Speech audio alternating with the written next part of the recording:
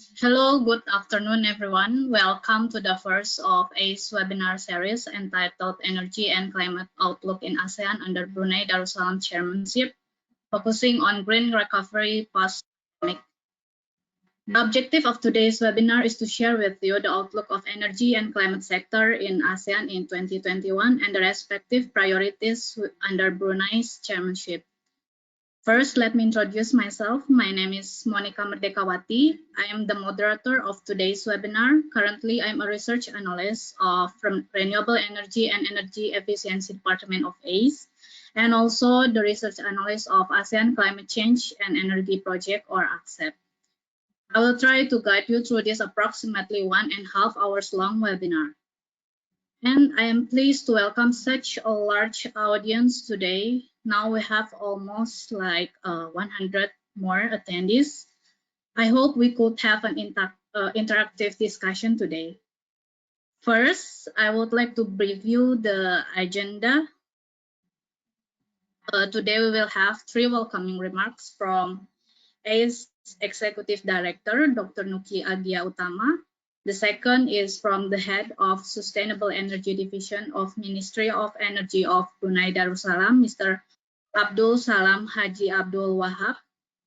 And the last from Ambassador of Norway to Malaysia and Brunei, Her Excellency Kun Yorit Roset. Then afterwards, we will have 3 presentations lasting about 15 minutes each. The first will be delivered by Ms. Iklima Fukoha from ACE, and the second from Ms. Nadila Shani, and the third from Ms. Dina Yahya from Brunei Darussalam Climate Change Secretariat. And then we will have discussion with our distinguished speakers for the last 30 minutes of today's webinar. Before we begin, I just want to mention that you can start typing your questions in the Q&A chat box to our panelists. If you have any upon listening to the presentations, please don't forget to mention which speaker you are addressing the question to Ms. Iklima, to Ms. Shani, or Ms. Dina. We will choose several questions and ask it to the speakers during the panel discussion. We will try to accommodate the submitted questions as many as possible. However, if in the end your questions is not addressed in the discussion session due to time limitation, we would like to apologize and we will get back to you after the webinar. So I have reviewed the agenda. So without further ado, I would like to invite Dr. Nuki Agia Utama, the Executive Director of ASEAN Center for Energy, to deliver the welcoming remarks. Please, Dr. Nuki, the floor is yours. Thank you very much, Monica. Good afternoon, colleagues, ladies and gentlemen. Your Excellency, Head of Sustainable Energy Division, Ministry of Energy, Brunei Darussalam, Mr. Abdul Salam Haji Abdul Wahab. Good afternoon. Your Excellency, Ambassador of Norway to Malaysia and Brunei, Ms. Kun Yorit Roset. Good afternoon. Nice to see you. Distinguished speakers, Ms. Nur Dina Zarina binti Haji Yahya. Good afternoon. Great to see you.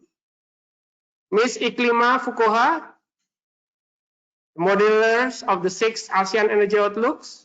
Good afternoon. And also Ms. Nadila Shani, the author of Energy and COVID-19 Insight series. Good afternoon. Ladies and gentlemen, ASEAN colleagues, it is a great pleasure to welcome all of you to the first ASEAN Energy Climate Nexus webinar on the energy and climate outlook in ASEAN, of course, under Brunei Darussalam's chairmanship, green recovery post-pandemic.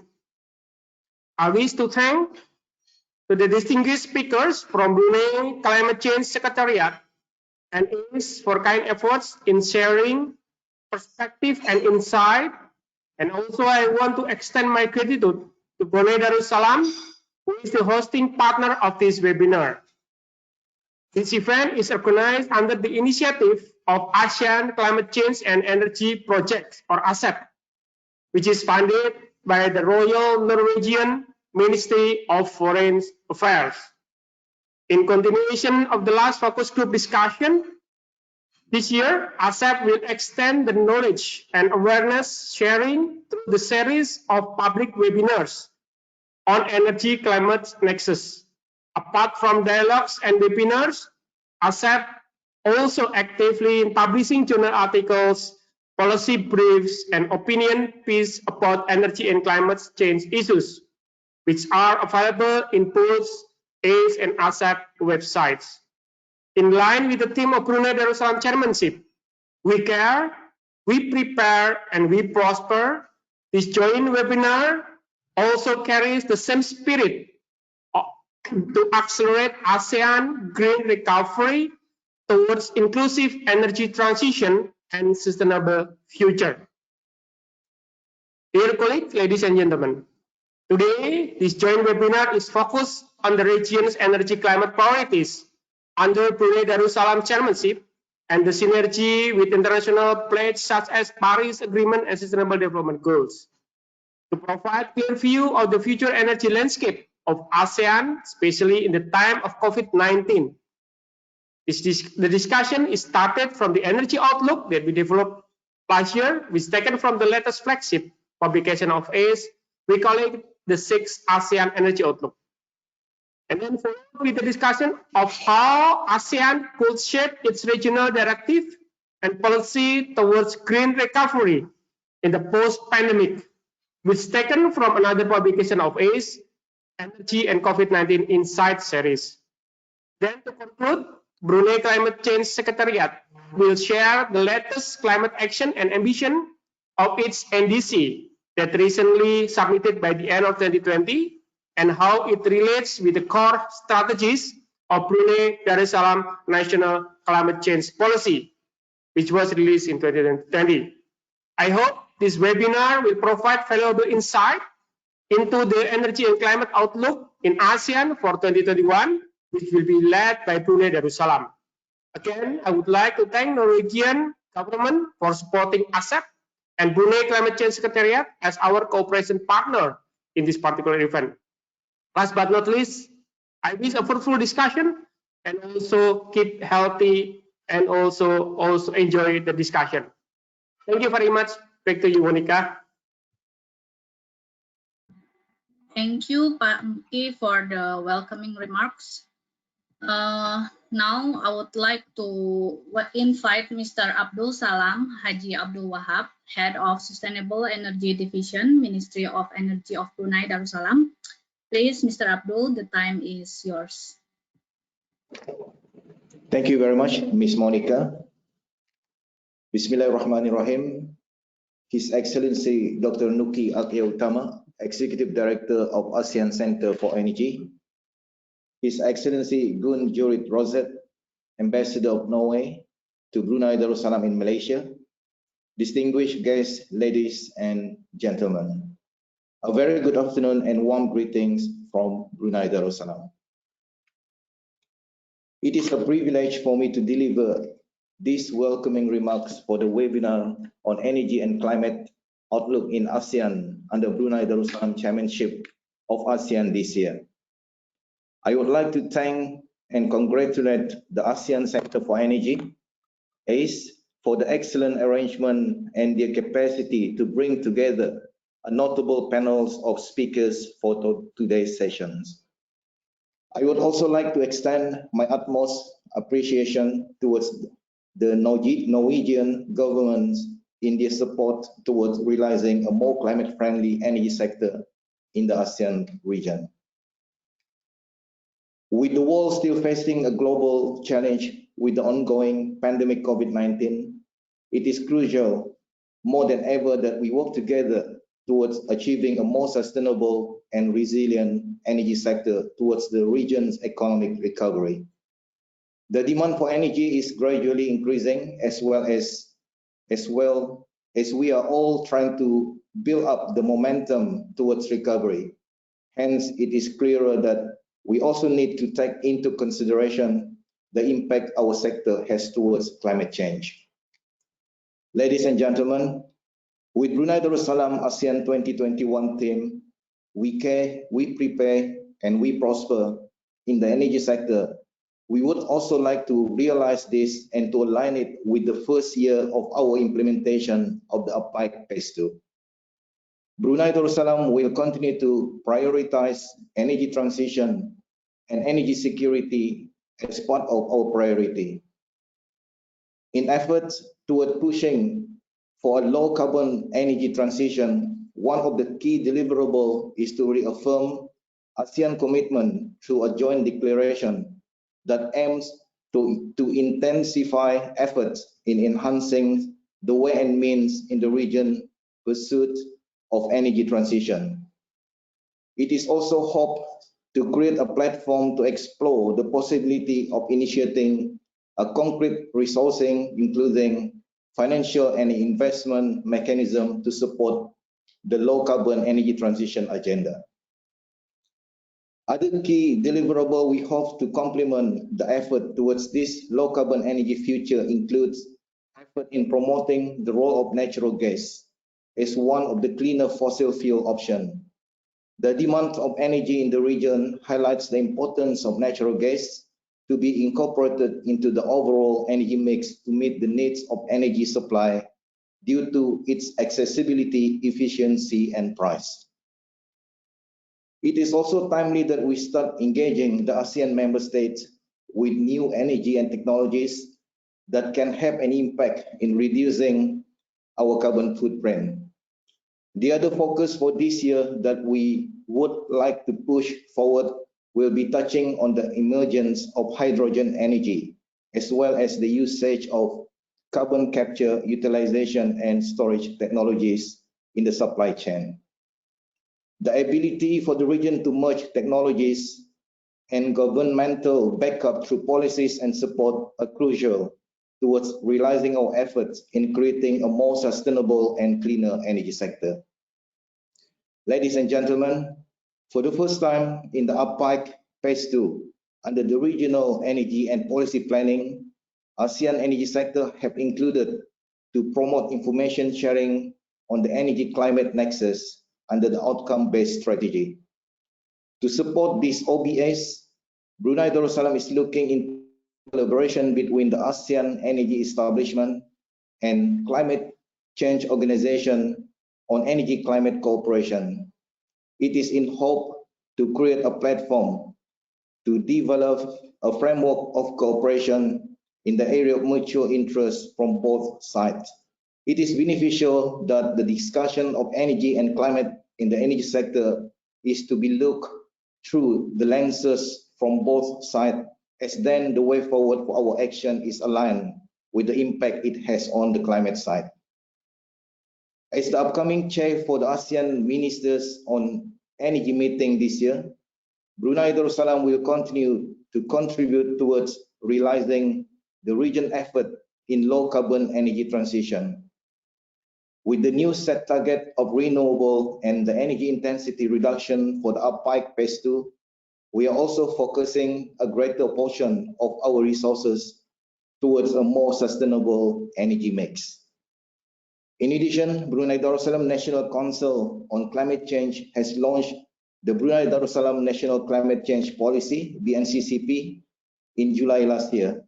The BNCCP aims to pave the pathway for all sectors to move toward a low carbon and climate resilient through 10 core strategic focuses in which the Ministry of Energy is primarily responsible for the implementation of strategies related to industrial emission, renewable energy, power sector management, and electric vehicles.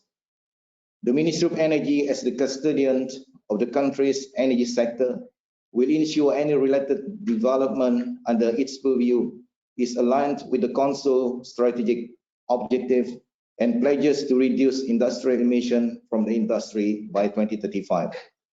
On the renewable energy front, the Ministry of Energy, through its sustainable energy portfolio, seeks to deliver policies and programs to reduce emission through a nationwide deployment of renewable energy source.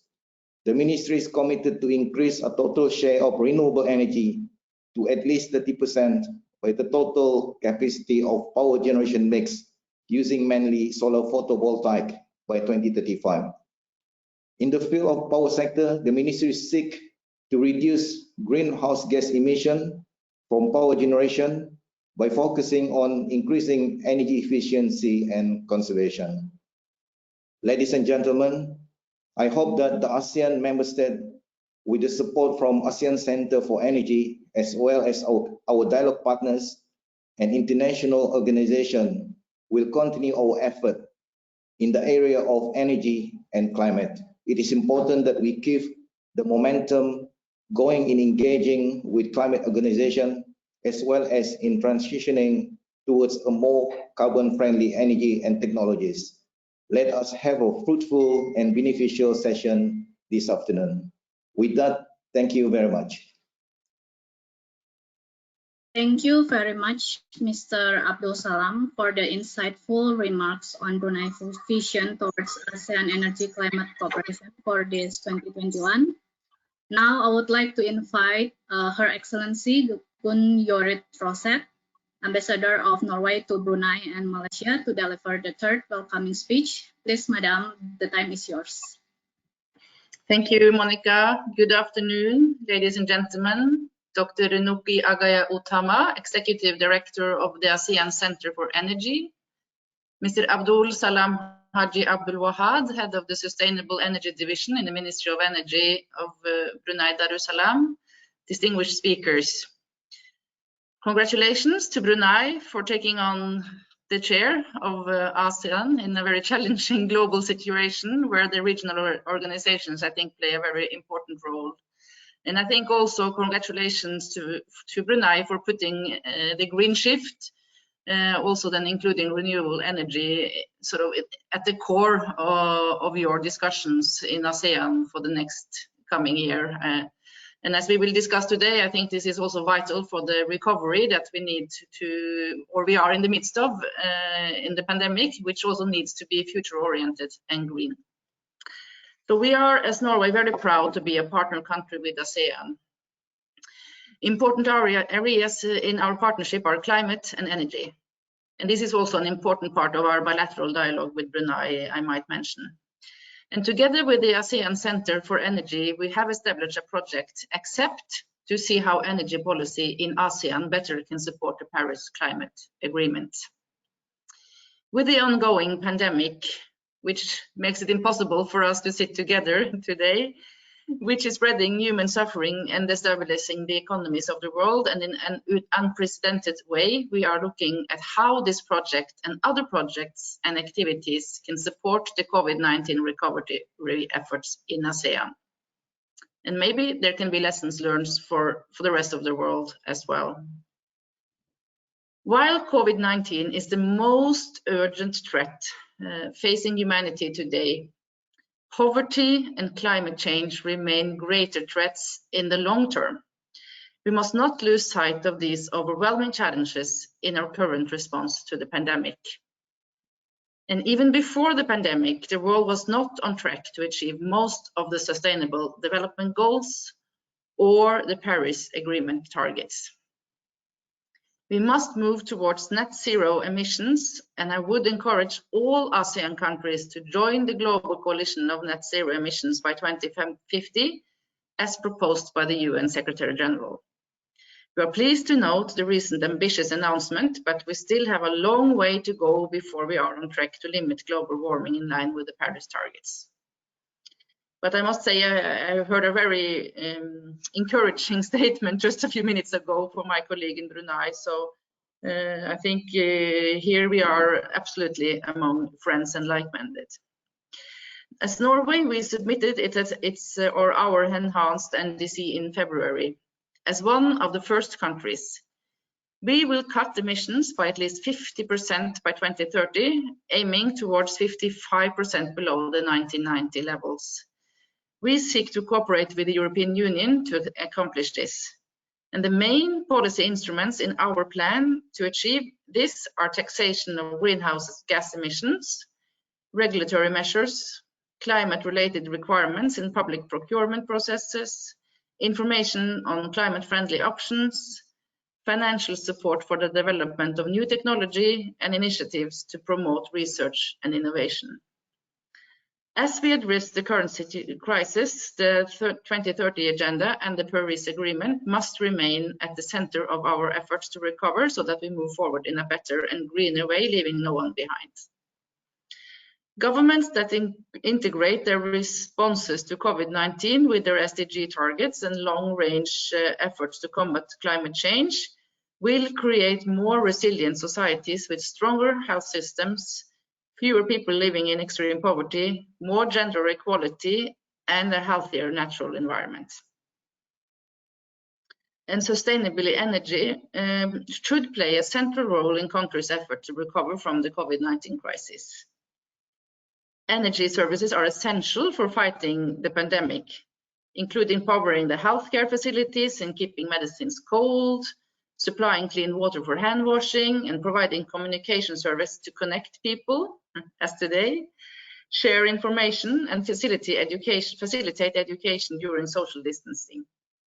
Expanding these services through increased investments in sustainable energy solutions will enable countries to respond to the pandemic, while also creating significant green jobs, empowering women, reducing greenhouse gas emissions, and advancing other sustainable development goals. So I would say that climate policy is the sum of all our efforts, how we transform and equip our countries for the future. We need to cut emissions and enhance removals of CO2 in a way that transforms our countries and promotes green growth. To achieve this, we need an industrial sector that is greener, smarter, and more innovative. And the response to COVID-19 should set us on the right track. And I think, as I outlined, the Norwegian strategy, or even the goals set in the Paris Agreement or the SDGs, be it through the UN, be it through the regional organizations, I think what we all realize that we are in this crisis together, and I think also the futures, the solutions are only to be found in cooperation. So as I said initially, I think we are very encouraged by the ambitious agenda of ASEAN in this year, and I think this seminar will also provide a very good opportunity to discuss, and I look forward to sort of following the discussions and the takeaway, and also then the continued cooperation with you and ASEAN, and also of course give all our support to Brunei as chair. And thank you so much for inviting me, and we are very pleased as Norway to keep supporting and following these discussions. So I wish you all the best for today's discussion. Thank you very much. Thank you very much, Madam Gun Joret Roset, for the excellent notes on how Norway perspectives towards the urgency of climate action despite this pandemic. So now we will begin with the first session that will be delivered by Ms. Iklima Fukoha. She will present the energy and climate change outlook in ASEAN according to the insights from the 6th ASEAN Energy Outlook that was launched in November 2020. She's a researcher of Modeling and Policy Planning Department and the modeler of the Outlook itself, and also the statistician of ASEAN Energy Database System. She also holds a master's degree in renewable energy and environmental engineering from France. Prior to joining ACE, she did internship in an international think tank based in Jakarta, which focused on climate finance. Before giving the floor to Ms. Iklima, we will have the interactive poll. So the question should be available in your screen now. Okay. Do you agree that ASEAN will be able to achieve 23% renewable energy share by 2025?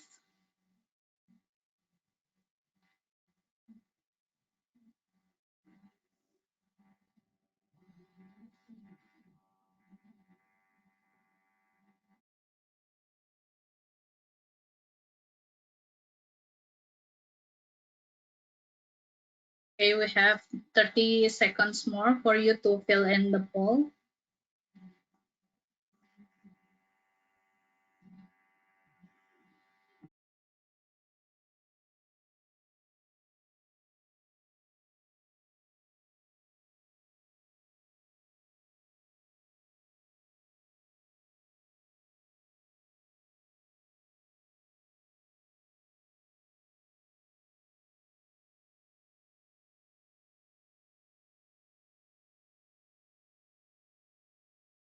Okay, so I guess we could end the poll now.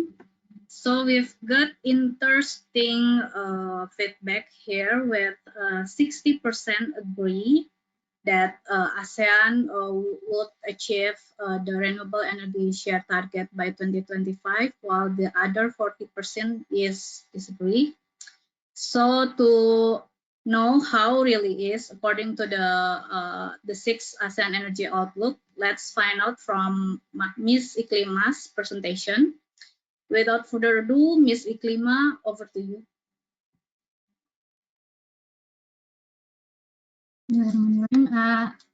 Yeah, thank you, Monica. I hope my voice is clear enough. Okay. Good afternoon, Excellencies, distinguished speakers, ladies and gentlemen. Please allow me to introduce myself first. My name is Iklima. I'm currently working in the modeling and policy planning officer of ACE. Today, I'd like to deliver some key findings, how the ASEAN energy sector is outlooking and its impact on climate-related issues, which are based on the 6th version of ASEAN Energy Outlook, or A06, just launched by November last year. Next, please.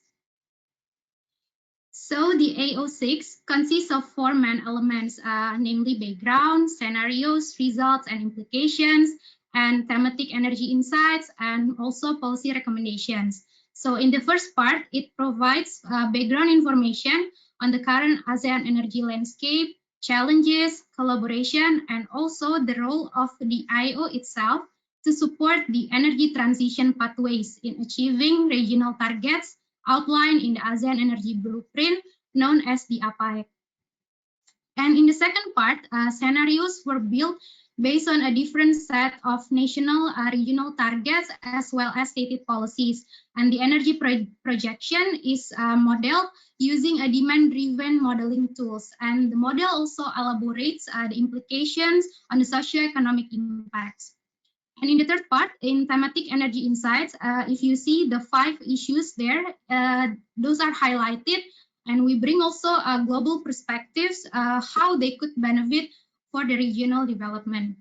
And the last part, it provides also recommendations for ASEAN member states, particularly for the policymakers on the key energy policies and also collaborative actions needed. Next, please. Yeah, so this table provides more detailed explanation on each scenarios in the A06. If you see there, we also incorporated the mitigation plans under the nationally determined contribution, or we know as NDC, which are in line with the national energy targets. Okay, next, please. Yeah, so this is the projection of the ASEAN energy final consumption and also energy supply within the next 20 years. So we start from the left side chart first. TFEC or the energy demand spurred by economic, demographic, and also other factors continues to grow, reaching around 1,000 MTOE or million tons of oil equivalent under the baseline scenario by 2040. And we see also fossil fuels are still dominated by oil, contribute half. However, if we have like more stringent energy efficiency measures supported by regional cooperation, for example, with the energy efficiency best practice, energy labeling standards, and other will push more energy savings. Meanwhile, renewable energy adoption further will be scaled up, such as a higher biofuel blending ratio and also larger deployment of solar rooftop. So on the right side, we see the supply, which because of the savings from the demand side will impact the required energy supply itself. So we could also see under the third scenario, the APS, the 23% RE share would be met in 2025, and also the EI reduction targets. And by the end of the projection year, 2040, ASEAN could reduce the supply from 1,600 MTOE to only 1,100 MTOE under the APS. Next. Yeah, so to achieve both national and regional targets, decarbonizing power sector becomes very crucial. In the long run, as we already noted, that energy efficiency measures from the second scenario to the third scenario will reduce the needs of power plant capacity. And the APAI targets requires renewable energy to grow larger, more than the stated in the individual countries' power development plan. And seeing from this chart, under the APS, RE capacity is expecting to reach 48% if ASEAN could achieve the regional targets by 2025, and it will gradually increase until 51% by 2040. We could also see that a significant fraction of new capacity coming from renewable sources under the APS, and it's projected around 179 gigawatt will be added from 2018 to 2025, and more than 70% sourced from the renewable energy sources. We also see that huge additional solar and wind capacity are being elevated from resource assessment tools referred to the NREL assessment in the AIMS-3 project. And on the other hand, we also see that reduced capacity of coal because of the environmental risk, and for the lower thermal efficiency, like subcritical coal technologies will be replaced by supercritical and ultra supercritical technologies. And also biomass co-firing is receive a stronger interest from the utilities in the region. Next. So now we touch on the socioeconomic analysis, and the first part, which are very important to look at as it's very related to climate change issues, is the GHG emission reduction. So the left side, we see that ASEAN countries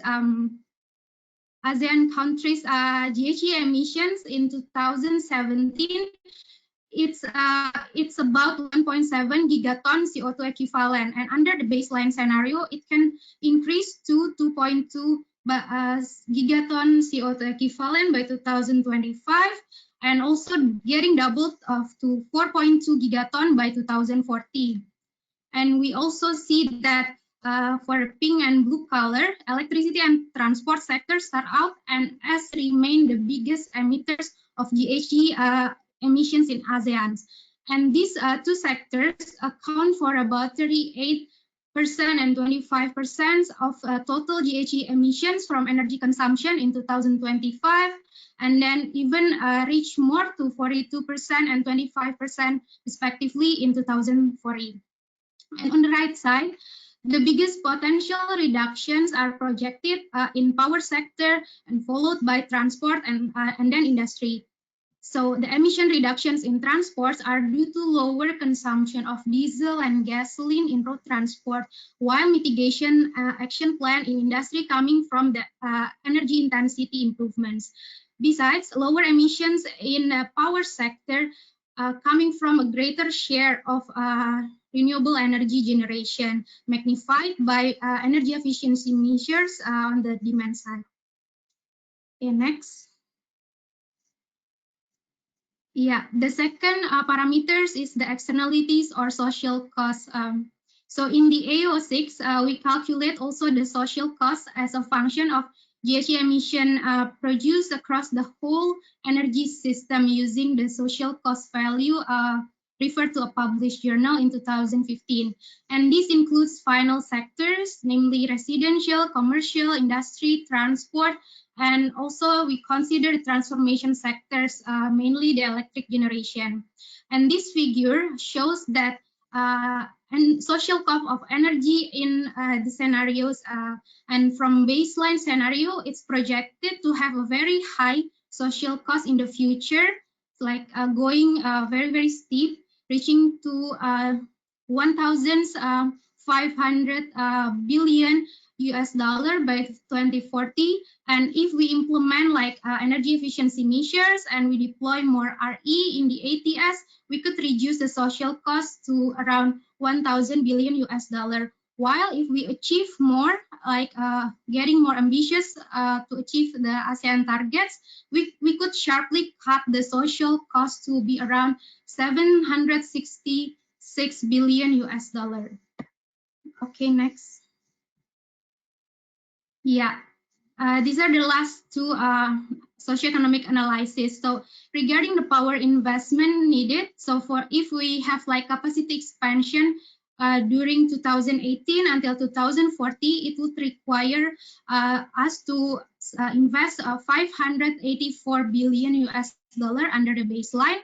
And in the ATS, it's slightly lower to 486 billion. But if we have like a greater share of RE under the third scenario, it's actually increased a little, like to be around 500 billion US dollar. So this higher cost is because of the higher investment of cleaner technologies. However, we could open larger opportunities for new jobs to greening the economy in this climate emergency situation. Okay. Thank you very much, everyone, for your attention. You could actually download the A06 report through the provided link on the slide. Thank you. Back to you, Monica. Thank you, Ms. Iklima, for the excellent presentation. Before continuing to the next session, I would like to kindly remind you that you can start sending the questions to the related speaker, and we will address it during the panel discussion. Okay, now we will start the second session that will be delivered by Ms. Nadila Shani. She is the researcher of Power, Fossil Fuel, Alternative Energy and Storage Department of ACE, and also the authors of the Energy Insight series, including the COVID-19 analysis. She is also the lead of ASEAN Energy Database System. She is the one who continuously updated by gathering the inputs from the ASEAN member states. Her research focus is on renewable energy policies in ASEAN. She obtained her master degree from TU Delft, Netherlands, majoring in sustainable energy technology. Prior to ACE, she worked in solar energy sector as a PV system engineer. Okay, prior to Ms. Shani's session, we will have another poll.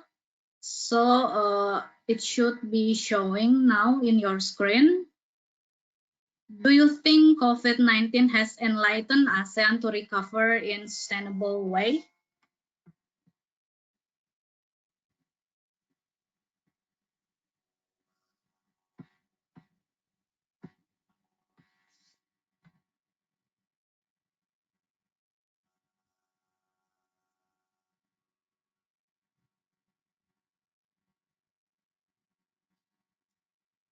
Okay, so we've got 50% vote for the poll. We are still waiting for the next 20 seconds.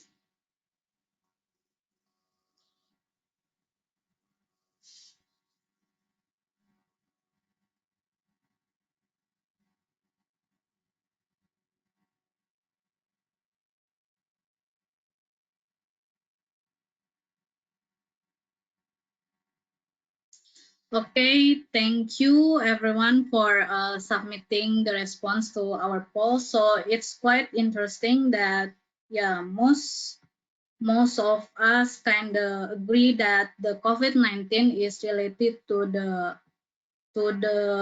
ASEAN to feel the sense of crisis towards a climate emergency. So to really know how it is exactly, let's welcome Ms. Shani to present the findings of Energy Insight series, specifically on energy sector in ASEAN post-pandemic. Please, Ms. Shani, the time is yours. Okay, thank you, Monica, for the kind introductions. It is indeed very interesting poll results that we receive. So to further discuss this, I would like to share what happened actually with the ASEAN energy sector in during the COVID-19 pandemic. Next, please. So I want just to show you what I will cover during these discussions. We will first reflect of what COVID-19 brings to ASEAN in 2020. And then we will deep dive into oil and gas, electricity, and renewable sector. Learn the impact of the COVID to those sectors, and then we will wrap up the discussions with the possibility of how the 2020 will look like for the ASEAN energy sectors. Next, please. Yeah, so before I start, I want to inform that since the beginning of the pandemic, we have the initiative in ACE to provide an insight to ASEAN policymakers to update them what actually happens during the COVID-19 pandemics and what happens to ASEAN energy sector. So last year we've published several articles in Q1, Q2, and Q3, and recently we have published the newest one, which is an insight recap of 2020. So the findings that I will share today will be based on our analysis in those energy insight series. Next, please. Yeah, so we know that the COVID-19 is indeed a crisis to solve. It is very disruptive phenomena to our economy and to our energy sector. You can see in the right chart that there is significant distinctive growth projections pre and post COVID across the ASEAN countries. And at the left-hand side, if we are comparing the COVID-19 crisis impact to the GDP, it somehow shows that it creates a very big impact compared to other crises that happens to our world before. So what COVID-19 pandemic brings in 2020 to ASEAN economy and energy sector is basically unprecedented challenge and also the great uncertainty for the sector. Next, please. Yeah, so first we'll dive into the oil and gas sector. In the beginning of pandemic, we kind of form a survey. We want to hear the public perceptions of which sectors will get the hardest hit from COVID.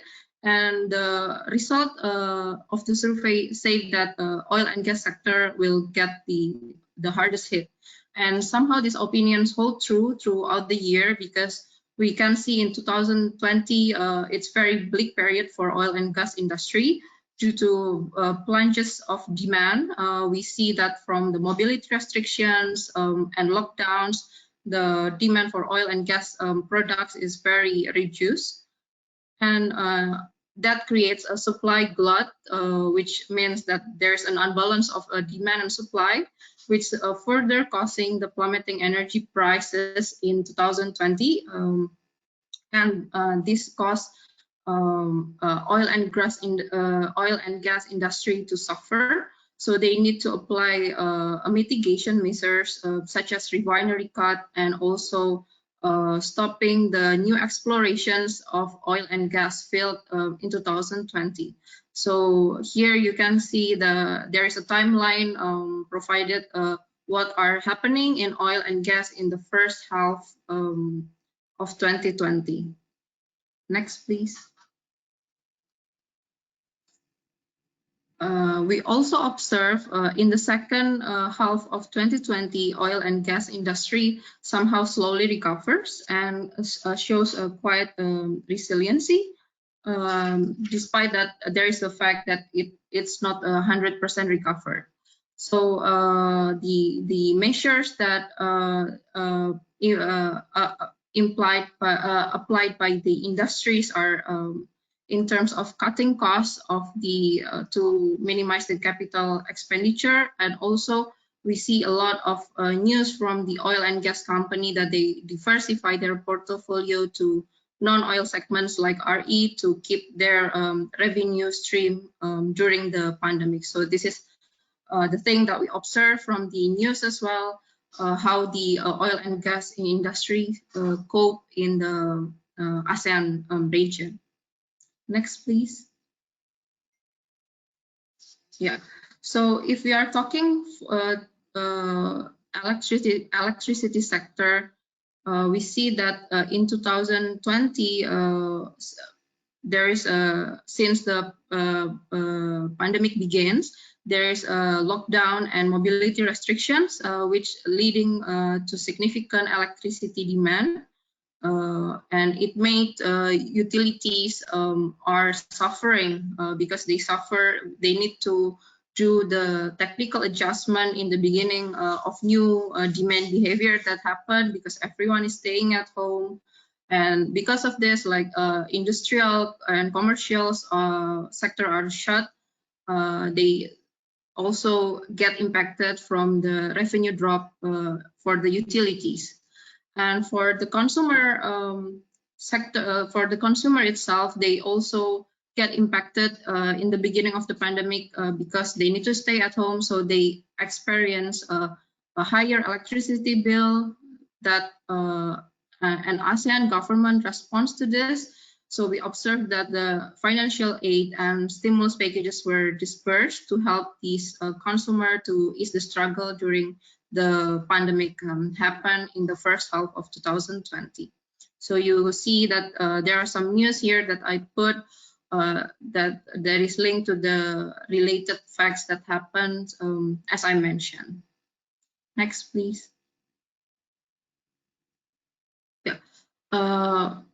But we observe along with the time goes by with the pandemic, electricity sectors also adapting, but the uncertainty still remains and the projects are still stalled, and because of this they need to find and to reevaluate the master plan. So it includes the changes of the power development plan because the economic growth projections is also changes from time to time, and there is still unsure when and how the economy will recover to the normal status.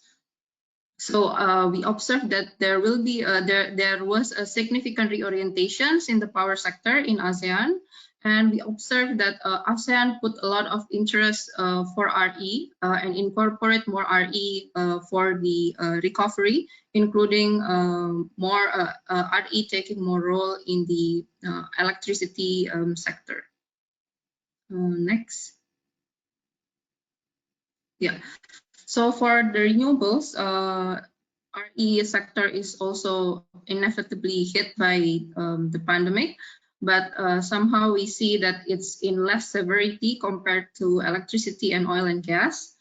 And in the first half of 2020, the pandemic really hits because it disrupts the RE supply chains as well as the workforce. So RE projects are stopped and postponed as well. But in the second half, we see that RE gradually recovers and shows quite resiliency with some major progress in the regions. We see some examples from Myanmar. They've achieved their first 1 gigawatt solar tender during the pandemic time. And also we see Vietnam, they can resume with their program for RE, and we see a lot of examples as well from Malaysia that they round up their large-scale solar tender in 2020. Next. Yeah, so as I said, nearing the end of 2020, AMS really puts their strategy in place to recover from the pandemic. And we see that this is quite momentum for ASEAN to redirect their energy landscape to be more sustainable. So several AMS are committing to build back better with bringing RE as their key strategies. Next, please. Yeah, So we've discussed about what happened in 2020, and as we have found the new normal now, it's not yet as the normal we expected pre-pandemics, but somehow it's getting better, and but the uncertainty still remains. However, in 2021, there are things that we are look up to that will influence the future of ASEAN energy sector. First is the vaccines, with the finding vaccines and starting the vaccinations for the public. This can be a game changer, so we can increase the economic activities, and then they will also increase the energy demand that is coming from a start on 2021. The second is we might see a stronger climate commitment from ASEAN member countries. We've learned in 2020 some ASEAN updated their NDCs. Brunei, as an example, that also with Singapore and Vietnam, they put a stronger commitments to tackle this climate change, and I think this will help the recovery strategy to be greener in ASEAN. And then the third is the significant turning point for power sector. We see a lot of news that bold actions, for example, from Philippines, that they committed to have the coal moratorium, where they will not create new or building new coal power plants. So I think there will be a significant reorientations and in the power sector itself. And the fourth is there will be a heavy influence of international energy agenda. We know that when US, the Biden administrations took office, they rejoined the Paris agreements, and which US is a very strong power, as well as China as well. They commit to be net zero before 2060, and also the European Green New Deal. That I think this kind of international energy agenda will put more opportunities for ASEAN to cooperate in the sustainable and greener options like RE. So I think I will stop there, and thank you for listening and my sharing. Back to you, Monica. Thank you, Ms. Shani, for the insightful findings. It gave me optimistic view that ASEAN is picking up the pace in developing renewable energy, which is a good news. Now we have received a number of questions already. However, I would like to encourage the audiences to share your question to the chat box, and please indicate to whom your questions is addressed to. So for the last session, we will have Ms. Dina Yahya to deliver the insights of the recent NDC submission, the priority of Brunei Darussalam's chairmanship in leading ASEAN in 2021, and how these two initiatives are synergized with the international climate commitments such as Paris Agreement and sustainable development goals. She is currently leading the Brunei Climate Change Secretariat based at the Ministry of Development.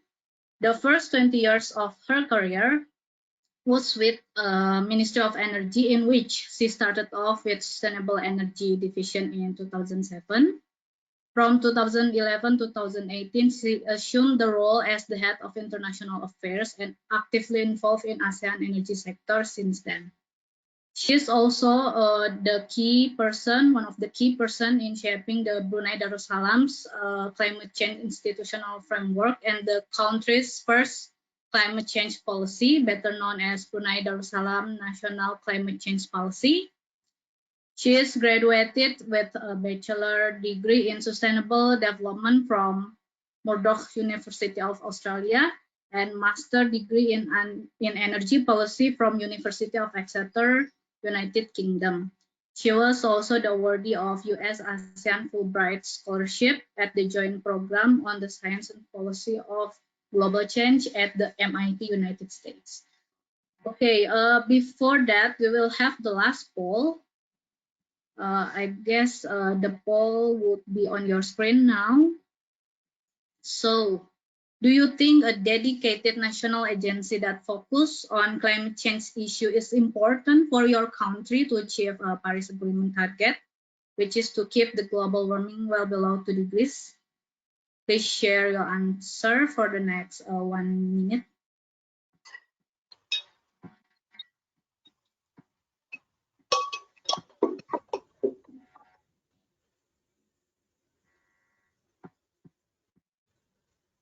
Okay, we still have 30 seconds for you to join the poll.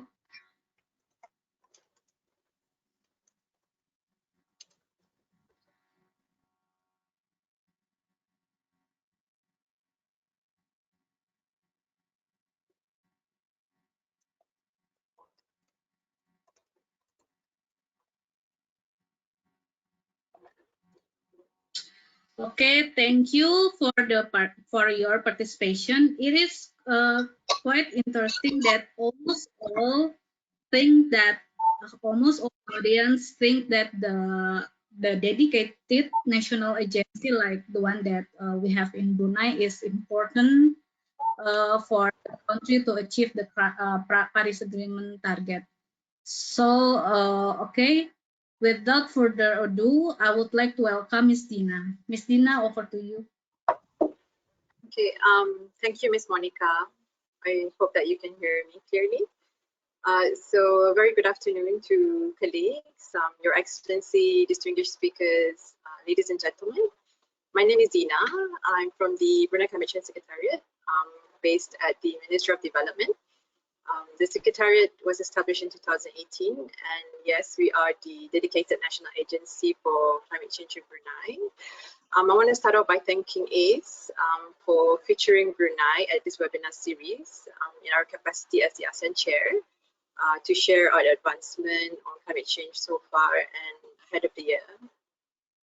Next slide, please. Next slide, please. Okay, so just to start off, so as you know, Brunei is the chair for ASEAN for 2021, and the theme is We Care, We Prepare, We Prosper, which reflects 3 priority areas under the Brunei Chairmanship. The first one would be caring for the people and each other's well-being. The second one would be preparing for future opportunities and challenges. And the third one is on prospering together as a unified region. So especially now, integration, unity, and solidarity are critical than ever as the region built back from the COVID-19 impacts. Next slide, please. So for Brunei ASEAN 2021 Chairmanship deliverables, it will focus on 3 key pillars. And we have identified here in green text the ones that are directly related to advancing climate action in the region.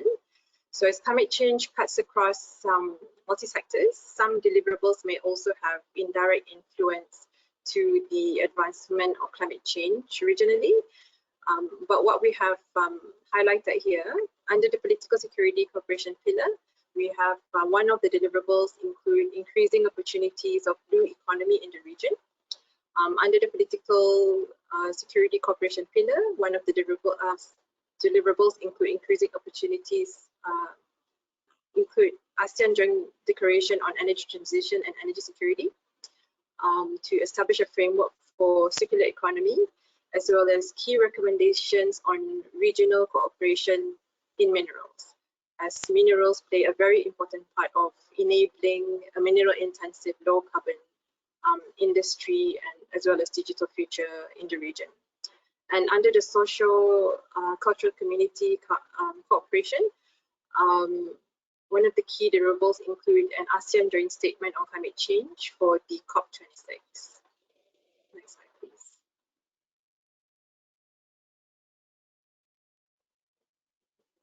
So Brunei Darussalam will be chairing and hosting the 39th ASEAN Ministers on Energy meeting this year.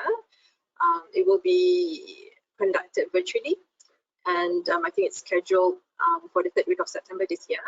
So for Brunei, the agency that is leading this would be the Ministry of Energy. So under the Brunei Chairmanship, there are a number of substantive proposed deliverables, as you can see on the screen. So these are mainly working from what that has been carried out over the past years. Next slide, please. So beside the earlier ones that I've mentioned, these 5 are further proposed priorities under the Brunei 2021 Chairmanship, specifically as mentioned by Mr. Abdul Salam in his welcoming remarks earlier. I think he touched on a few of these key deliverables. So as you can see here, the emphasis is very much on low carbon transition, energy transition.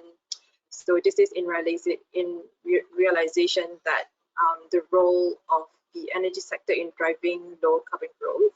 So this includes here a joint declaration of the ASEAN energy ministers on energy and energy security, a concept paper on AMEM-wide education and training exchanges on the role of natural gas in advancing a low carbon energy transition, a seminar workshop on carbon capture, utilization and storage, a concept paper on ASEAN energy establishment and climate change cooperation organization, which again was explained by Mr. Abdul Salam earlier on, and the last one will be on hydrogen economy.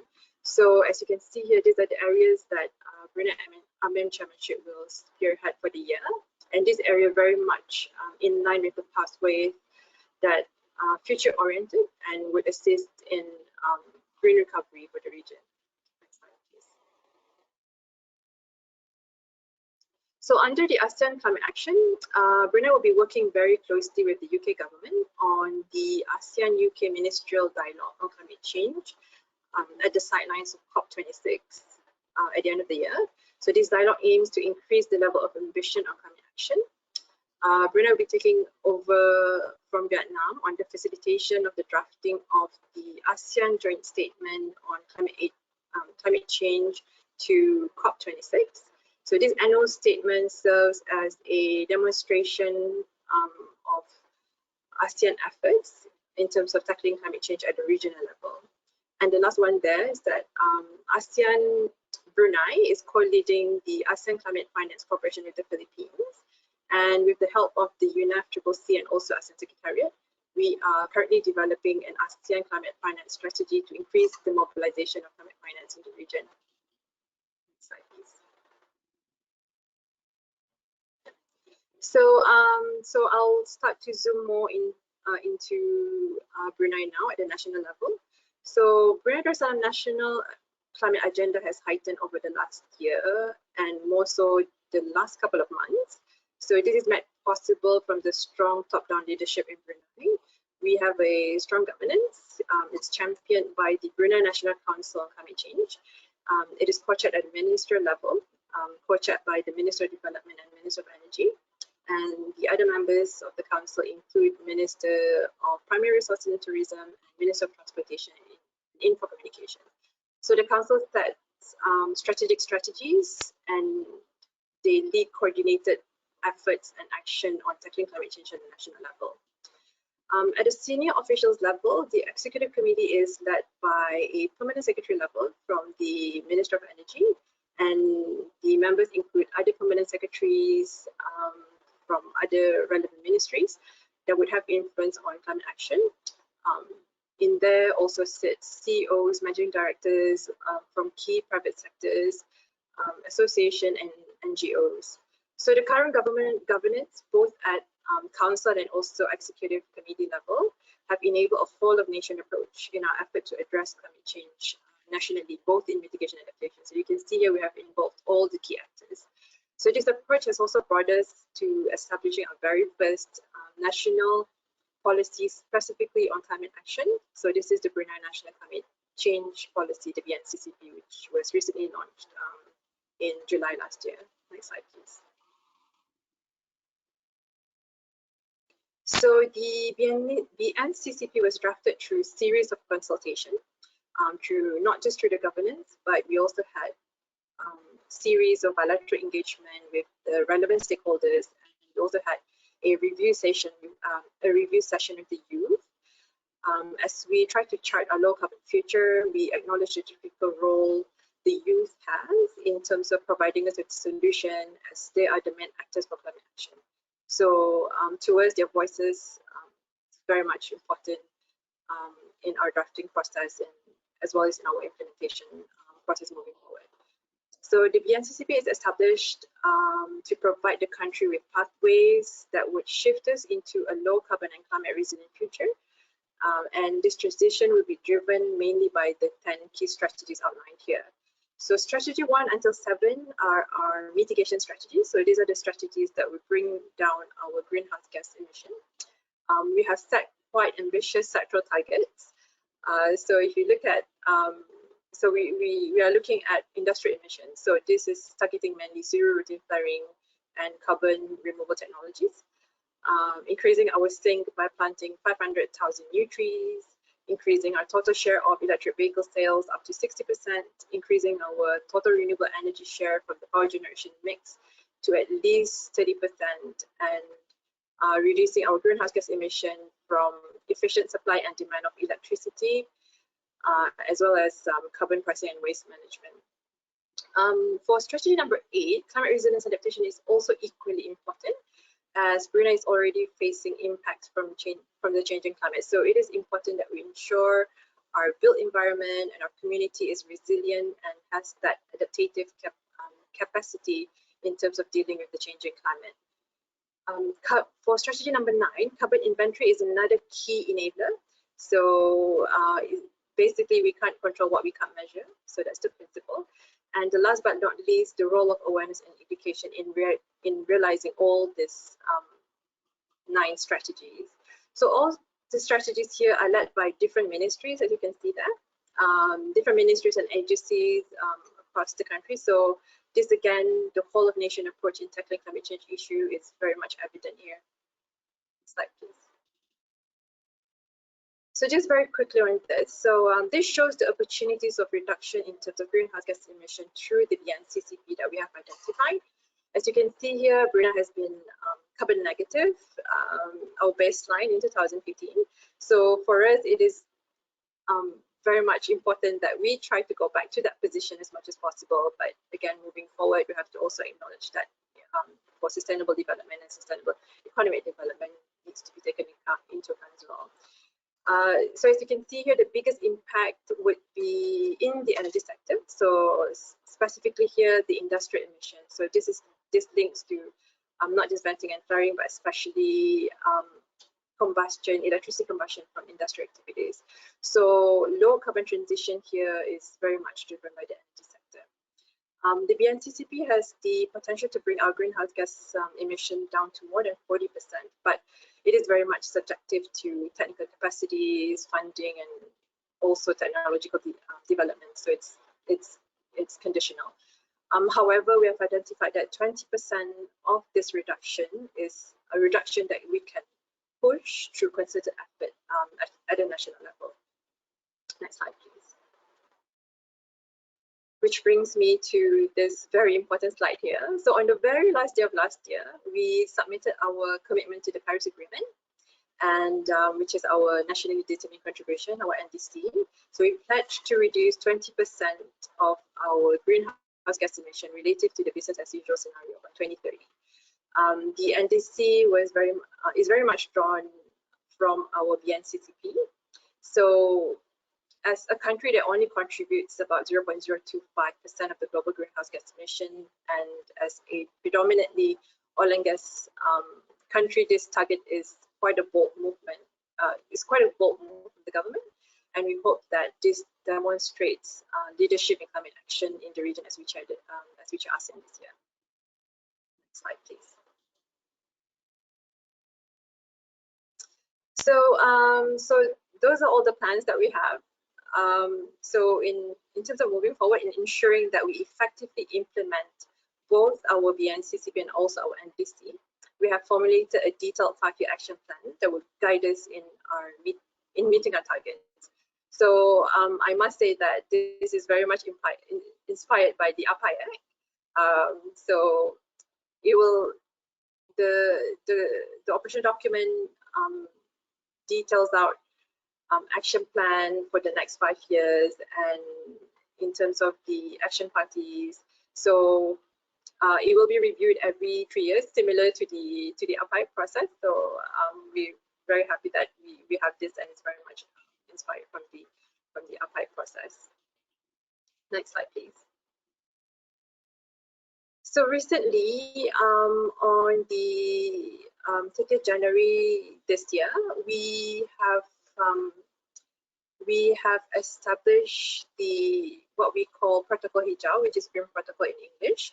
So this is a set of guidelines on green practices for reducing carbon footprints across all government sector premises in Brunei Darussalam. So this is essentially the implementation plan for the government sector. So this is how the government can lead by example in terms of implementing the BNCCP strategies. Next slide, please. So here it targets energy usage within the government premises, how we manage our national official events, tree planting, plastic usage, waste disposal management, paper use, and also water usage. So by imposing all the green practices within the government premises, this in a way addresses 6 of the BNCCP strategies, which is 1, industrial emission, strategy 2 on forest cover, strategy 5 on energy management, strategy 7 on waste management, strategy 8 on resilience, and strategy 10 on awareness and education. So for us, it's very important that the government lead by example, and in terms of implementing the BNCCP, that the government would be the first one to lead it. Next slide, please. So as we chair ASEAN for the year, we have also set to 2021 as our year of climate action. So this is to increase the participation of climate action at all levels of all different levels of stakeholders within Brunei. So we hope that through this one-year campaign, we'll be able to increase the participation and also increase the awareness, interest from different stakeholders on playing their important role in terms of climate action. Next slide, please. Yeah. So again, so year of climate action will involve not just the government, but we're hoping to extend the interest to public sector, private sector, the general public, youth, and also the NGOs. Next slide, please. So this is just a snapshot of what we think the low carbon growth opportunities that the BNCCP present. So there's vast opportunities here from technology development, competencies, as well as investment. So we're hoping that this opportunity as well, that we'd like to welcome any opportunities for Brunei to work together with any international parties to ensure that we'll be able to implement and also accelerate our BNCCP strategies. Next slide, please. That's all. Thank you very much.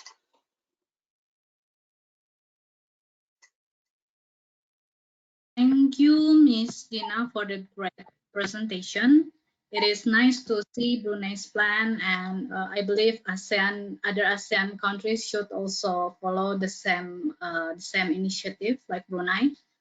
Okay, now we are ready for the panel discussion. Thank you for the submitted questions, and thank you for staying with us. Currently, we have almost 200 audiences now. So it is such a huge audience, and I appreciate your participation until now. So for a start, I will pick an interesting question for Ms. Iklima. What is the outlook for battery usage in utility level power grids? Is the technology being tapped by power sector operators now in ASEAN? Thank you for the question. I think it's quite interesting question. So yeah, if you're aware with the slides showing the decarbonizing of power sector, and it shows that there will be like huge potential of solar and wind growing in ASEAN. And by having solar and wind, which is variable renewable energy, so there will be also required number of energy storage in the future. And yeah, in our model, actually, we didn't take into account that part, but we're having actually another project which is called AIMS3, and they will look more deep into the power grid system process. So I think later in the coming months, I think they will publish the report. Yeah. Is it clear enough, Monique? Yeah, I think it's quite clear. Thank you, Ms. Iklima. Before continuing to the next question, I would like to ask the other two panelists, Ms. Shani and Ms. Dina, if you would like to share your view about the battery usage technology in ASEAN. Yeah, I maybe want to add a bit on top of what Ima said. So yeah, it's true that for the battery technology, it's somehow now quite mature, and the cost as well as really reducing. So in the future, I think we will ASEAN will look into these options more, especially the nations that has already a lot of variable renewable energy installed, like Thailand and Vietnam and Philippines, and maybe other ASEAN countries to follow, because we know that in several countries where they have these big installations of RE, they need some battery or another storage to balance this the variability, so to keep the grid stable. So yeah, we know that in several places like Thailand, they already put in place the battery to huge battery bank to balance the RE, so that the RE is not curtailed. And Vietnam is one of the possible nations that will go for the utilizing the battery soon enough. That's all, Monica. Thank you, Ms. Shani. Ms. Dina, do you want to share your view about this? For us, as you can see, that we have set a very high target in terms of renewable energy to increase our renewable energy share to at least 30% by 2035. And most of this renewable energy is solar PV, and solar PV, as you know, if you couple it with battery, then there will be different in terms of the cost. So I guess with technological development on battery, and the cost itself will make a huge difference in terms of our optimization of the renewable energy. So yeah, for us, the technical development on battery in terms of influencing the cost of battery coupled renewable energy, especially for solar, would be a huge difference in terms of how we optimize our renewable energy.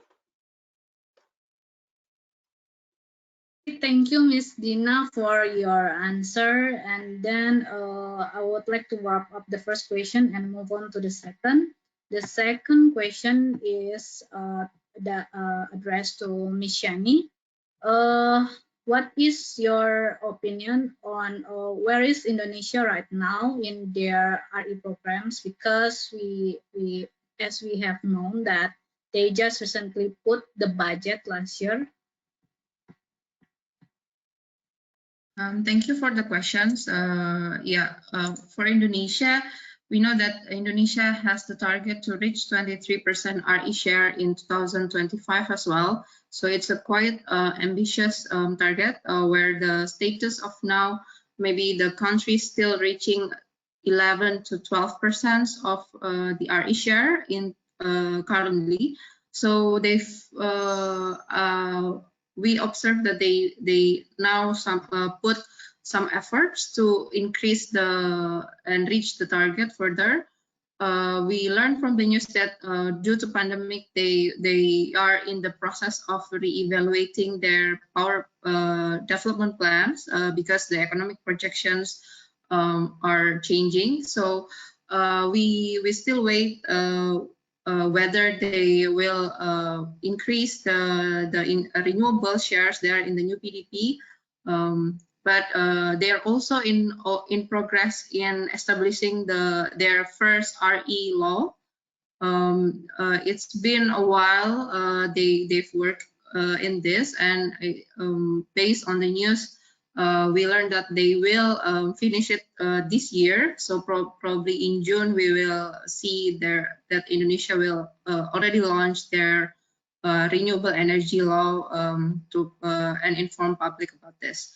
But previous year, mainly last year, they put effort as well in using more biofuel to reduce the fuel imports because they push the higher biodiesel blend to their fuels for transport and for electricity as well. So that's part of their efforts to increase the RE as well. And also I'm aware that they update the regulatory scheme for their geothermal fields so that the geothermal investment is further more attractive than before. I think that's what I can share. Maybe Ima and Miss Dina want to add on that. Yeah, please, I would also welcome if the other two panelists, Ms. Dina and Ms. Iklima, if you want to share something about this. Yeah, just would like to add up from Shani. Yeah, Indonesia they're still willing to achieve that 23% target by 2025. And if we also aware with the news, like last year or the last 2 years, they have implemented the biomass co-firing in the coal power plant. So they put like around 5% to 10% biomass as the fuel stock. So yeah, that's also can be contributed to the RE share in their target. Thank you, Ms. Ima. I would like to check if Ms. Dina would also like to share something about the RE programs in Brunei, probably.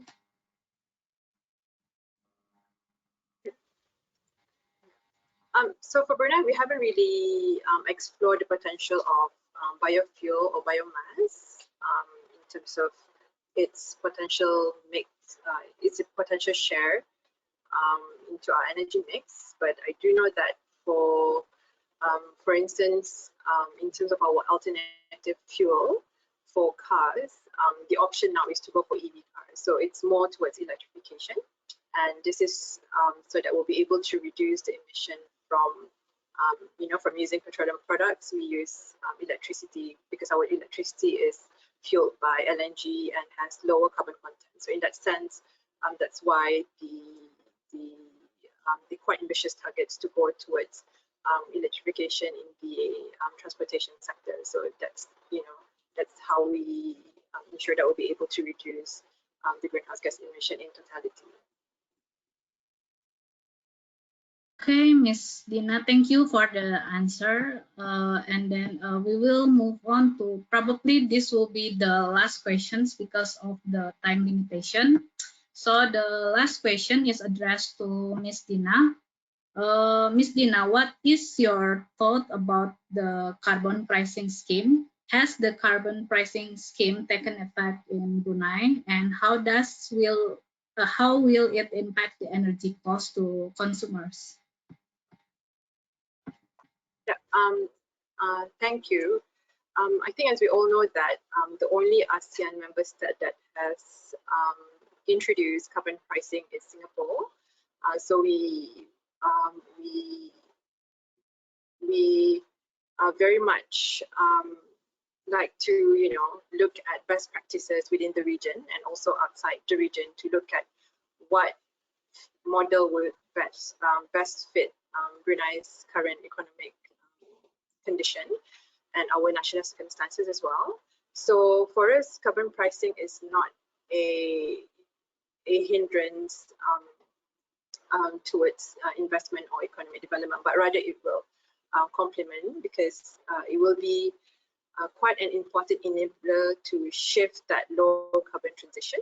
So we have sort of floated and socialized the idea with key private sectors in the country, and so far it has been quite positive remarks, because we know that now in terms of doing business in the industry, that this is the new way of doing business. This is to go towards a more sustainable way of doing business, and it's not just in the region; it's already been done internationally. So as a government, we provide that platform. We give that option so that businesses can be sustainable, and for businesses as well, I think they also know that they have responsibility. They have a role to play in terms of driving that green growth. And for them, it is also important for them to ensure that they are sustainable in the way that they do business. So in terms of whether or not it will influence energy prices, this is again, if you look at our strategy, this is not something that we will introduce in the next near future, but rather we have given ourselves about 5 years. So in 2025 is the year that we will start to introduce carbon pricing. But again, at this point, we do not have that. We are still trying to look at the best model that would fit Brunei's national circumstances. Okay, thank you, Ms. Dina. It's such a good news actually for ASEAN in general, because more countries like Brunei also stepping in to apply the carbon pricing. So I would like also to invite Ms. Shani and also Ima, if you want to share your thoughts about this. Yeah, I think I agree with Ms. Dina about the implementations of carbon pricing. We know that Singapore has pioneered to do that, but carbon pricing is something that to implement that, we also need to look the countries' priorities, and as well as their economic status, because in ASEAN countries they are different. So there are a lot of things that could go first. For example, for pushing the low carbon economy and the energy transitions. Besides the carbon pricing, but surely with the implementations of carbon pricing, it will be a push or a big driver to move these transitions to go faster. So yeah, I think it will depend from country to country, but it would be ideal to also have carbon pricing or carbon taxing besides putting the incentive for RE to grow in the country. Okay, thank you, Ms. Shani, for the insightful answers. I agree with you. Yeah, we cannot push it like the same to all the ASEAN member states. Perhaps, Ms. Ima, do you have something to also add about this issue? Yeah, maybe just would like to give an update from Indonesia. I think recently in the news also they're talking about carbon pricing regulated on the price from the presidential decree. So yeah, maybe soon the president will launch that carbon pricing decree. So I think it will be a game changer, even if we can have like the Renewable Energy Act or law by this year as well. Thank you. Okay, thank you, Ms. Ima, for the update. So I guess because we are reaching the end of the discussion now. So first, I would like to thank you to our distinguished speakers for the answers and the great efforts to prepare the presentation for today. And I'm sorry, due to the time limitation, we can take in more questions in this panel discussion. However, the rest of the question will be addressed by the related speakers and sent via follow-up email along with the reportage of the webinar. We will also share the today presentation materials later in the Accept website. So now we are entering the closing remarks. I would like to invite Mr. Benny Suryadi to conclude today's webinar. And again, I would like to thank the speaker for sparing your valuable time in preparing the presentation and sharing your insights. It is highly appreciated.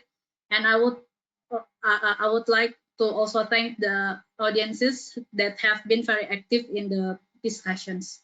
So please, Mr. Benny Suryadi, the manager of Accept, the time is yours.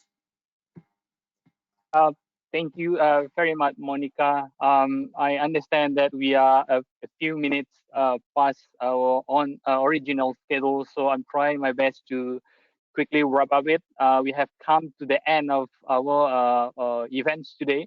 I enjoy so much the discussion insight from the three speakers, and I hope everyone is also sharing the same view with me. Additional information that I'd like to share before we officially closing the event.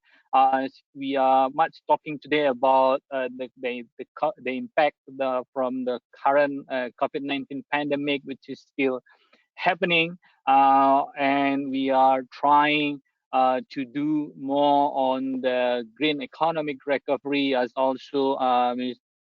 Dina mentioned that how Brunei is putting some priority on this action.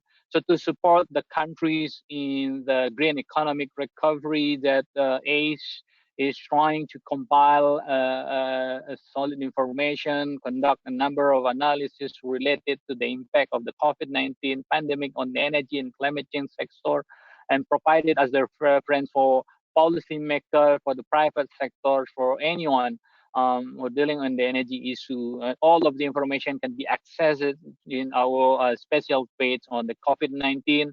You can access it into the link or the QR codes provided. Next.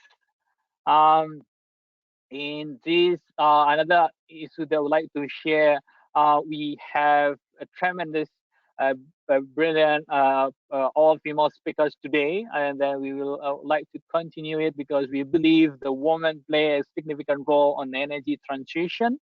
So celebrating the International Women Days next month, 8 March 2021. So we would like to compile, collect the voice of all the women about the women roles on energy and climate nexus. So for all the participants, the women participant, we invite you to raise your voice by filling up the campaign survey through the link or the QR code as well. Or for men participants today, we request your help to extend this invitation to your networks. It can be accessed, can share your voice, and this will be collected or will be presented in the event in March in celebrating the International Women's Days.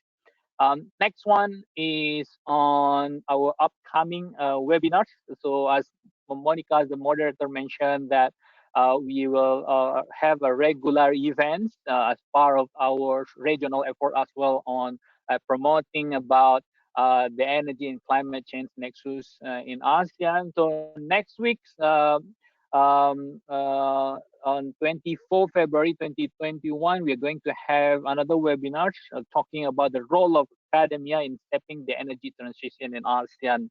So academia is playing a significant roles in this context. So we'll be inviting everyone to also join and participate in this webinars. And also pleased to mention that we will have a keynote speech from the president of the Chulalongkorn University, one of the leading university in Southeast Asia, that playing very active role in shaping the energy transition in ASEAN. So I invite everyone to join this event. My last slide is also part of the invitation. We want to invite everyone to be involved on this energy transition. As Nina mentioned, there is a number of the priority under the Brunei chairmanship this year.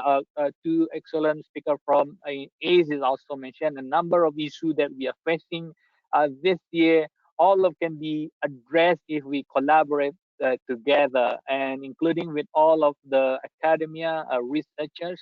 So we have the ASEAN Researchers Network on Energy and Climate Change. This is the open group so all of you as scholar, analysts, and then all the stakeholders are invited to join this group through the links being provided, share each other information, the best practice, and collaborate together to address the issue on the energy and the climate change in region. So this a few closing information from my side. The events today is being organized by ACE in collaboration with the Ministry of Energy of Brunei and also Brunei National Climate Change Secretariat, and it's supported through our projects, the ASEAN Climate Change and Energy Project. This is you can see the website and the social media, so feel free to continue communication and contact with us if you have any idea for the future activity. So that's all. On behalf of the ASEAN Center for Energy, I would like to thank all the speakers, the excellent speakers that we have today. Thanks to all the participants from the audience. We have 200 strong participants who joined with us until end of the session. Thank you very much. We wish you a pleasant day. So thank you. Bye-bye, everyone. Thank you. Thank you. Bye.